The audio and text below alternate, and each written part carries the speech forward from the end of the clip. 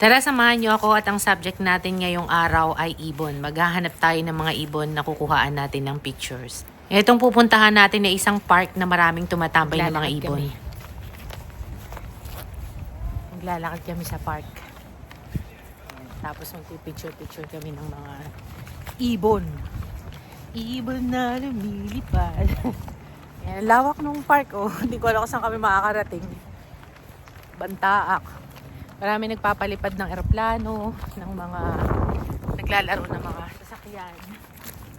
Maglalakad-lakad kami. Medyo malawak tong lalakatin natin eh. Kaya maglalakad tayo para ma-practice yung ating heart. Yun, no? Medyo malamig paglalakad. At ito na nga, tinuturuan tayo ni Coach paano mag-picture at kung saang location tayo aangulo para makuhaanan siya ng magandang picture para dun sa ating project ng mga ibon. At meron na nga tayong nakitang subject at sobrang nakikipag-cooperate ang napaka-cute na ibon na ito. Napakaganda ng kanyang kulay. Medyo mailap, palipad-lipad, palipat-lipat. Meron din mga nagpapalipad ng mga drone dito sa area na ito dahil malawak nga yung spasyo. At yun nga, dahil gusto rin yata nung ibon na kumukuha kami ng picture sa kanya, kaya naman balik-balik din siya doon sa kung saan yung area at spot na kinukuhaan namin sa kanya. Nakakuha tayo ng maganda at maraming picture, iba't ibang angulo.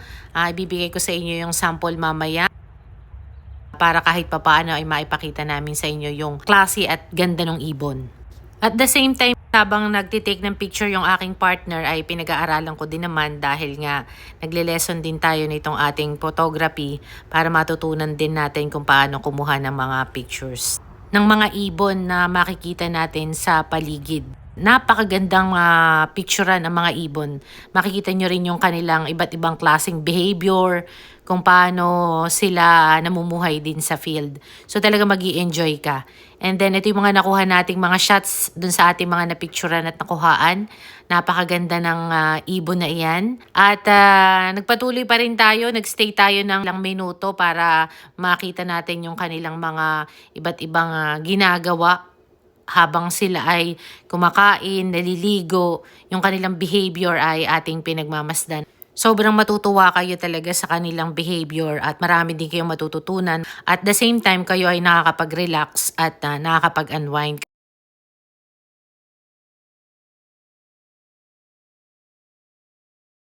At eto na nga, lumulubog na yung araw, kaya naman yung ibang mga ibon ay nagpapasya na rin umuwi at magstay sa kabilang pampang. Nararamdaman na nilang gumagabi na. Nagtatawagan na sila sa isa't isa. Isa nang nagsisilapit yung mga ibon.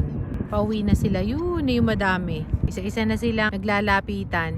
Pupunta na sila sa pangpang. Ganyan yung behavior nila. May mga ilan-ilan pang naiiwan na kumakain pa. May mga naliligo-ligo pa. Pero the rest ay pauwi na. Yung iba nakatawid na, yung iba na andun na sa pangpang. Hanggang sa muli ulit at kung nagustuhan nyo ang ating video ay paki-like, share, and subscribe our YouTube channel, Arlene and Kari. Thank you!